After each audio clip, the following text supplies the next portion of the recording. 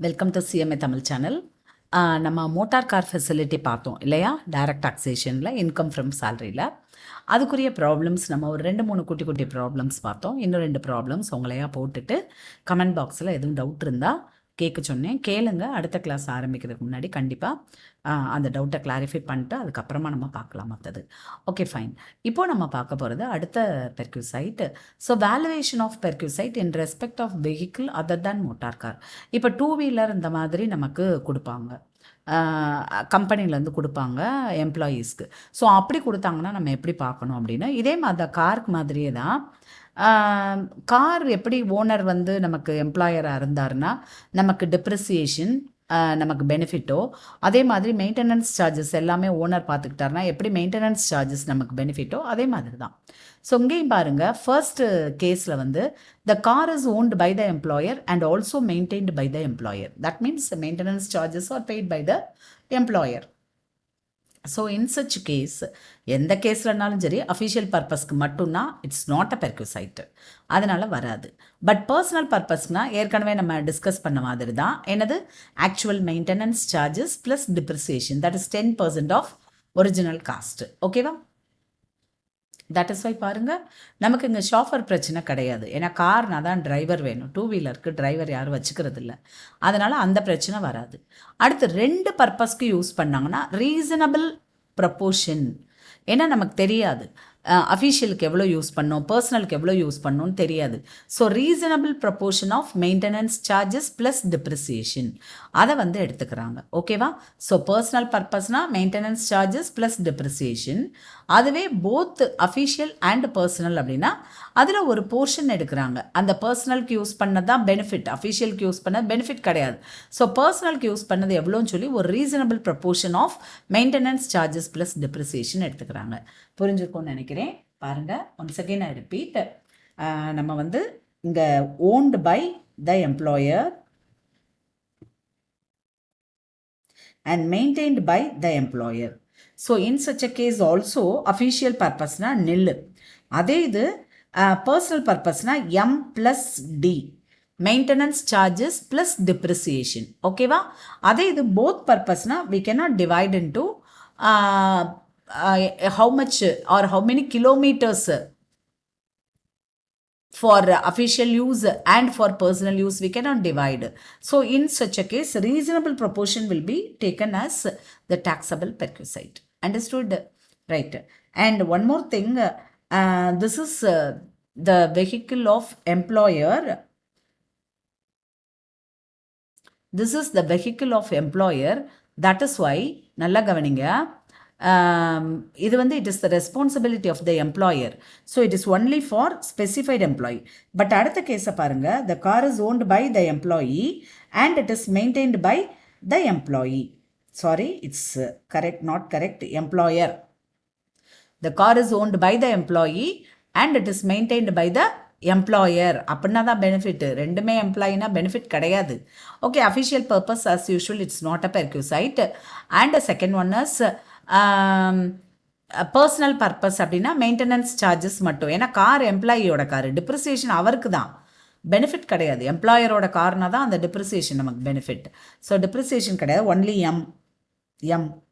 Okay, so next one is both purpose. கவனிங்க, நம்ம actual expenditure எவ்வளோ ஸ்பெண்ட் பண்ணாங்களோ எம்ப்ளாயர், அதாவது அந்த மெயின்டெனன்ஸ் சார்ஜஸ் எவ்வளோ பே பண்ணியிருக்காரோ அதிலிருந்து எதை லெஸ் பண்ணிடணும், ₹900 per month should be reduced. அவ்வளோதான். And as I already told you, the car is employee's car. So it is the responsibility of the employee to meet all the expenses. Okay, that is why it is taxable for all employees, not only for specified employees but all the employees. Understood? Okay, புரிஞ்சிருக்கும்னு நினைக்கிறேன். நம்ம அடுத்தது போகலாம். Yes, very interesting topic. Interest free loan கொடுக்குறாங்க. Company வந்து interest free loan கொடுக்குறாங்க, sometimes concessional rate கொடுப்பாங்க. அப்போ இதை வந்து நம்ம எப்படி பெர்க்யூசைட் அப்படின்னா, கண்டிப்பாக நான் 1 lakh rupees லோன் வாங்குகிறேன், ஸ்டேட் பேங்க்கில் போய் வாங்குகிறேன், 14% அப்படின்னா ஒரு வருஷத்துக்கு நான் 14,000 ரூபாய் இன்ட்ரெஸ்ட் மட்டும் நான் பே பண்ணணும். கண்டிப்பாக நான் பே பண்ணணும் 14%னா.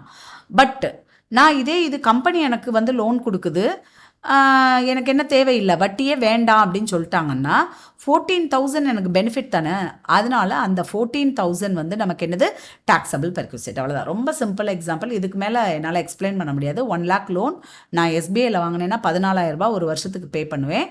பட் அதே இது நான் என் கம்பெனியில் வாங்கினதுனால அந்த 14,000 நான் பே பண்ணல, இன்ட்ரெஸ்ட் ஃப்ரீ லோனாக கொடுத்துட்டாங்க. ஓகே, சம்டைம்ஸ் இதாக கொடுப்பாங்க கன்செஷனல் ரெண்ட், அதாவது 6% மட்டும் கொடுங்க அப்படிம்பாங்க. அப்போ 1 lakhக்கு 6%, நான் 6,000 தான் பே பண்ணுவேன். பட் இதே ஸ்டேட் பேங்க்கில் வாங்கியிருந்தா நான் 14,000 பே பண்ணியிருப்பேன். ஸோ 14,000 மைனஸ் 6,000 எனக்கு 8,000 rupees என்னது பர்க்யூசைட். புரிஞ்சிச்சா? பட் பிஃபோர் தேட் நம்ம வந்து சில பாயிண்ட்ஸை வந்து நம்ம கன்சிடர் பண்ணோம். என்ன அப்படின்னா, மெடிக்கல் ட்ரீட்மெண்ட்டுக்காக லோன் வாங்கியிருந்தாங்கன்னா அது வந்து என்ன கிடையாது, நமக்கு டாக்ஸபிள் பெர்க்யூசைட் கிடையாது. Medical treatment of employee or his household, member of household, யார் அவரோட ஃபேமிலி மெம்பர்ஸ் யாருக்குனாலும் நம்ம மெடிக்கல் இதுக்காக வாங்கியிருந்தாருன்னா கிடையாது. ஓகேவா? அடுத்த செகண்ட் ஒன் என்ன அப்படின்னாக்கா, 20,000க்கு குறையா லோன் அமௌண்ட் இருந்தாலும் இட்ஸ் நாட் அ பெர்க்யூசைட். ஸோ அந்த ரெண்டையும் நல்லா ஞாபகம் வச்சுக்கோங்க. அவ்வளோதான். 2 தான் நோட்ஸில். ஒன்று மெடிக்கல் ட்ரீட்மெண்ட்டுக்காக வாங்கியிருந்தா, 2வது 20,000க்குள்ளே வாங்கியிருந்தா. அப்போ 20,000க்கு மேலே வாங்கியிருந்தா மட்டும்தான் பார்க்கணும். ஓகே, எதை பேஸாக எடுத்துக்குவாங்க அப்படின்னா, ப்ரீவியஸ் இயரோட ஸ்டார்டிங்கில், அதாவது 1st ஏப்ரல் அன்னைக்கு ஸ்டேட் பேங்க் ஆஃப் இந்தியாவோட லோனுக்கு அவங்க போடுற ரேட் ஆஃப் இன்ட்ரெஸ்ட்டை நம்ம பேஸாக எடுத்துக்கணும். ப்ராப்ளத்தில் கொடுத்துருவாங்க. அதாவது 1/4/2022 அன்னைக்கு ஸ்டேட் பேங்க்கோட பர்சனல் லோனு 18% அப்படிலாம் கொடுத்துட்டாங்கன்னா நம்ம அதை வந்து பேஸாக எடுத்துகிட்டு நம்ம செய்யணும். ஓகேவா? அவ்வளோதான். So be careful. 2 பாயிண்ட் சொல்லியிருக்கேன்.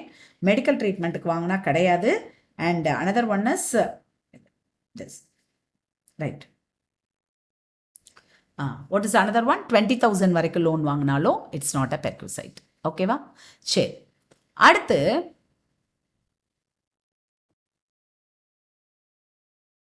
Travelling, touring, holiday home expenditure on holiday. Okay, இருக்குது. ஹாலிடே ஹோம்ஸ் நிறைய இருக்குது நமக்கு. ஸோ அந்த ஹாலிடே ஹோம் வந்து ஓனரோடதாக இருந்தால், எம்ப்ளாயரோடதாக இருந்தால் நமக்கு பெர்க்யூசைட் என்னென்னா notional cost.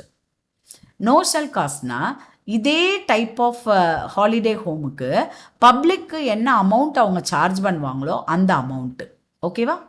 So notional cost of such facility is the taxable perquisite if the holiday home is owned by the employer. The facility is maintained by the employer.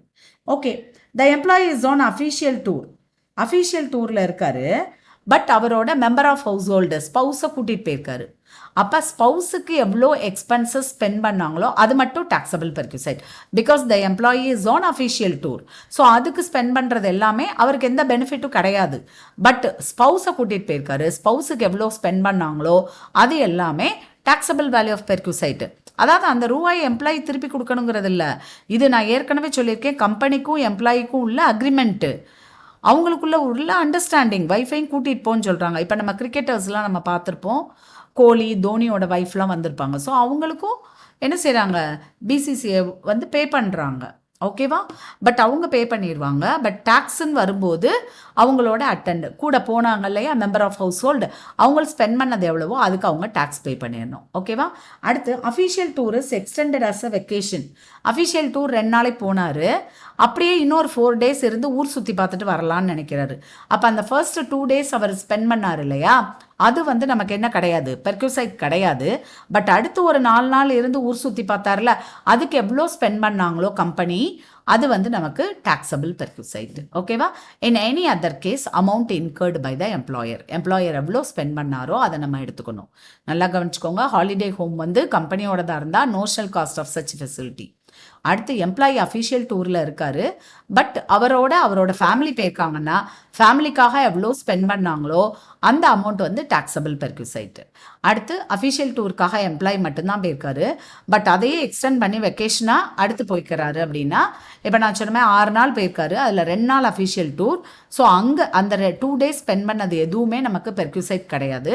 But another 4 days வெக்கேஷனாக இருந்துட்டு வந்திருக்காரு இல்லையா, அது எல்லாமே நமக்கு taxable perquisite. In any other case amount incurred by the employer. அடுத்து free meals. இதில் இந்த free மீல்ஸில் நம்ம பார்க்கும்போது இந்த ஸ்நாக்ஸு பிவரேஜஸ்லாம் கொடுப்பாங்க. காஃபி, டீ, அதாவது என்ன சொல்லுவாங்க அப்படின்னா நான் ஆல்கஹாலிக் பிவரேஜஸ். ஸோ அதெல்லாம் கொடுக்குறது எல்லாமே வந்து நமக்கு டேக்ஸ் கிடையாது, free. At the same time free மீல்ஸே கொடுக்குறாங்க ஆஃபீஸ் ஹவர்ஸில், இன்க்ளூடிங் ஓவர் டைம் ஹவர்ஸ். அப்படி கொடுக்கும்போது ரிமோட் ஏரியாவாக இருந்து பட் ஆஃப் ஷோர் இன்ஸ்டலேஷன், கடலுக்குள்ளே வேலை பார்ப்பாங்க, அந்த மாதிரிலாம் இருக்கும். ஸோ அப்படிலாம் இருக்கிற ஏரியாவில் சாப்பாடே கிடைக்காது. ஸோ அந்த மாதிரி இடத்துல கம்பெனி கொடுக்குதுன்னா it's compulsory, company should provide food to the employees. ஏன்னா அவங்களால போய் எங்கேயும் வாங்க முடியாது, வீடு பக்கத்தில் கிடையாது. ஸோ அப்படி இடத்துல அவங்க ஃபுட்டு ப்ரொவைட் பண்ணாங்க அப்படின்னா அதுக்கு வந்து டேக்ஸ் கிடையாது. But in any other places அவங்க ப்ரொவைட் பண்ண ஃபுட் எவ்வளோ அப்படின்னாக்கா எவ்வளோக்குனாலும் அவங்க ப்ரொவைட் பண்ணிட்டு போட்டோம். பட் நம்ம டேக்ஸ் ட்ரீட்மெண்ட்டில் ஆஸ் அன் அசஸ்மெண்ட் ஆஃபீஸர் நம்ம 50 ரூபா பெர் மீல் வரைக்கும் நம்ம எக்ஸம்ஷன் கொடுக்கலாம், அதுக்கு மேலே கொடுக்கக்கூடாது. அதுக்கு தான் நமக்கு ஒரு எக்ஸாம்பிள் அழகாக கொடுத்துருக்காங்க. Free meal given to employee worth ₹70 per meal through non-transferable coupon for 300 times in a year. நல்லா கவனிங்க.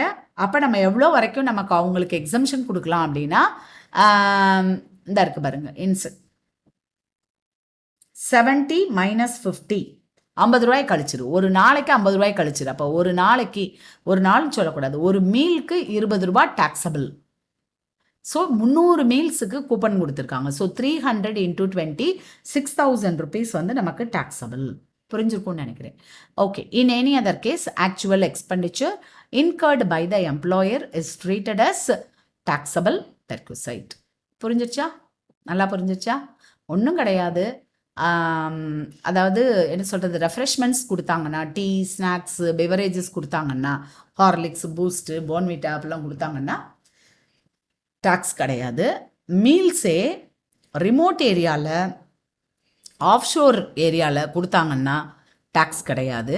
பட் நார்மல் ஏரியாவில் கம்பெனி வந்து மீல்ஸ் கொடுக்குறாங்க, ஃப்ரீ மீல்ஸ் கொடுக்குறாங்க அப்படின்னா மீல்ஸோட காஸ்ட் எவ்வளோன்னு பார்க்கணும். இப்போ ஒரு எக்ஸாம்பிளுக்கு 70 rupeesனு எடுத்திருக்காங்க, 50 ரூபா வரைக்கும் டேக்ஸ் கிடையாது. So remaining 20 rupees per meal is taxable. So ஒரு வருஷத்துக்கு 300 நாளைக்கு கொடுத்துருக்காங்க.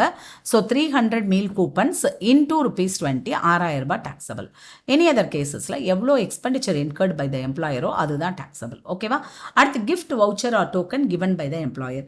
எம்ப்ளாயர் கொடுக்குறாரு, யாருக்குனாலும் கொடுக்கலாம், அதாவது எம்ப்ளாய்க்கும் கொடுக்கலாம், மெம்பர் ஆஃப் ஹவுஸ் ஹோல்டு, ஓகேவா, கொடுக்கலாம். ஆன் செரிமோனியல் அக்கேஷன், இப்போ அவரோட பையனோட பர்த்டே கொடுக்கலாம் கிஃப்ட்டு. ஸோ அந்த மாதிரி கொடுக்கலாம். அப்படி இருக்கத்தில் வந்து நமக்கு 5000 இன் அக்ரிகேட் வரைக்கும் நம்ம எக்ஸம்ஷன் கிளைம் பண்ணிக்கலாம். அதுக்கு மேலே எவ்வளோ கொடுக்குறாங்களோ அது வந்து நமக்கு டேக்ஸு. புரிஞ்சிருக்கும்னு நினைக்கிறேன். 5000க்கு மேலே எவ்வளோ கொடுக்குறாங்களோ அது வந்து டேக்ஸ். இப்போ 7000 கிஃப்ட் வருதுன்னா 2000 ரூபா taxable, 5000 exempted. Okay. At the same time அதே இது கேஷாக கொடுத்தாங்கன்னா, அதாவது கைண்டாக கொடுத்தாங்கன்னா தான் இருந்தது, வவுச்சராவோ டோக்கனாவோ இல்லை கிஃப்டாவோ கொடுத்தாங்கன்னா நமக்கு 5000 வரைக்கும் எக்ஸம் பண்ணிக்கலாம். பட் அதே இது கேஷாக கொடுத்தாங்கன்னா இந்த exemption not available, cash R convertible into cash. ஓகேவா? அந்த மாதிரி கொடுத்தாங்கன்னா நமக்கு கிடையாது. ஸோ ஒரு குட்டி ப்ராப்ளம் கொடுத்துருக்காங்க, நம்ம அதை பார்த்துடலாம். Shraddha received a wrist watch of ₹3000 on 17/7/2022. 17/7 ஒரு கிஃப்ட் 3000 ரூபா ரிஸ்ட் வாட்ச். அடுத்து கோல்டு செயின் ஒர்த் ₹12,000. ஸோ டோட்டலாக 15,000, ரெண்டுமே பொருளாக தான் வாங்கியிருக்காங்க. ஸோ எவ்வளோ டாக்ஸபிள்னா 15,000 minus 5,000. So 10,000 is taxable. ஓகேவா? அடுத்தது பார்க்கலாமா? Miss Rakhi received ₹11,000 cash gift from the employer. Cash gift. So இவங்களுக்கு இந்த 5,000 நம்ம கழிக்க முடியாது. டோட்டலாக 11,000 டாக்ஸபிள். நல்லா புரிஞ்சிருக்கும்னு நினைக்கிறேன். இதில் ஸ்ரத்தா வாங்கினது wrist watch, gold chain. But இங்கே ராக்கி, மிஸ் ராக்கி வாங்கினது வந்து கேஷ் கிஃப்ட், அதனால நான் 5,000 லெஸ் பண்ணலை. ஓகேவா? அடுத்து அனிருத்தா, அவர் வந்து ஒர்க் பண்ணுறாரு எக்ஸன்கோவில். அதில் வந்து த employer firm gifted a diamond ring worth ₹80,000 to wife of Mr. Aniruddha. நம்ம பார்த்தோம், எம்ப்ளாய்க்கும் கொடுக்கலாம், அவரோட ஃபேமிலி மெம்பர்ஸ்க்கும் கொடுக்கலான்னு. ஸோ ஒய்ஃப்க்கு 80,000 ரூபாய் ஒருத்துள்ள டைமண்ட் ரிங் கொடுத்துருக்காங்க. So as I told you, பொருளாக கொடுத்தாங்கன்னா 5,000 ரூபாய் நம்ம கழிச்சுக்கலாம். So 80,000 minus 5,000, that is 75,000 is taxable. Okay, understood? புரிஞ்சிருக்கும்னு நினைக்கிறேன். நம்ம அடுத்து மீதி இருக்கிறத அடுத்த கிளாஸில் பார்ப்போம். இப்போதைக்கு நம்ம இன்னைக்கு என்னென்ன பார்த்தோம் அப்படின்னா, மோட்டார் கார் தவிர்த்து வேறு ஏதாவது நமக்கு ஃபெசிலிட்டி கொடுத்தாங்கன்னா, ஓகேவா? அதாவது மோட்டார் கார் தவிர்த்து நமக்கு கொடுத்தாங்கன்னா நம்ம என்ன செய்ய போகிறோம் அப்படின்னு பார்த்தோம். அதுக்கப்புறமா interest free loan or concessional rent, I mean concessional rate of இன்ட்ரெஸ்டில் லோன் கொடுத்தாங்கன்னா, interest free loan or concessional rate of இன்ட்ரெஸ்ட்டில் லோன் கொடுத்தாங்கன்னா எப்படி பார்க்கணுன்னு பார்த்தோம். 2 கண்டிஷன். மெடிக்கல் ட்ரீட்மெண்ட்டுக்காக கொடுத்தா டேக்ஸ் கண்டிப்பாக கிடையாது, எவ்வளோ ரூபா வாங்கினாலும் கிடையாது. அதே மாதிரி 20,000 ருபீஸ்க்கு கம்மியாக லோன் அமௌண்ட் இருந்தாலும் டாக்ஸபிள் பெர்க்யூசைட் கிடையாது. அதுக்கு மேலே இருந்தால் மட்டும்தான் டாக்ஸபிள் பெர்க்யூசைட். எதை பேஸாக எடுத்துக்கணும்னா எஸ்பிஐயோட ரேட்டை, அதாவது ப்ரீவியஸ் இயர் ஸ்டார்டிங்கில் 1st ஏப்ரல் அன்னைக்கு என்ன ரேட் ஆஃப் இன்ட்ரெஸ்ட்டோ அதை பேஸாக எடுத்துகிட்டு நம்ம கண்டுபிடிக்கணும் பெர்க்யூசைட். அடுத்து ட்ராவலிங் டூரிங், இதில் நம்ம ஹாலிடே ஹோம் பார்த்தோம் இல்லையா? அது வந்து எம்ப்ளாயரோடதுனா என்ன, வெளியில் இருக்கவங்கதுனா என்ன, அஃபீஷியல் டூர் போத்தில் ஃபேமிலியும் கூட்டிகிட்டு போனோம்னா எப்படி கண்டுபிடிக்கணும், அஃபீஷியல் டூர் போனதை அப்படியே எக்ஸ்டெண்ட் பண்ணி வெக்கேஷனாக நம்ம மாற்றிக்கிட்டோம்னா எப்படி கண்டுபிடிக்கணும்லாம் பார்த்தோம். அடுத்து நெக்ஸ்ட் ஒன்று என்ன பார்த்தோம்னா ஃப்ரீ மீல்ஸு. ஸோ ஃப்ரீ மீல்ஸை எந்த மாதிரி அவங்க டாக்ஸபிள் பெர்க்யூசைட் கண்டுபிடிக்கிறாங்கன்னு பார்த்தோம். அப்புறம் கிஃப்ட்ஸ் வவுச்சர்ஸ் இந்த மாதிரி கொடுத்தாங்கன்னா என்ன அப்படிங்கிறதையும் நம்ம பார்த்தோம். ஓகேவா? ஸோ மீதியை நம்ம அடுத்த கிளாஸில் பார்க்கலாம். Thank you so much.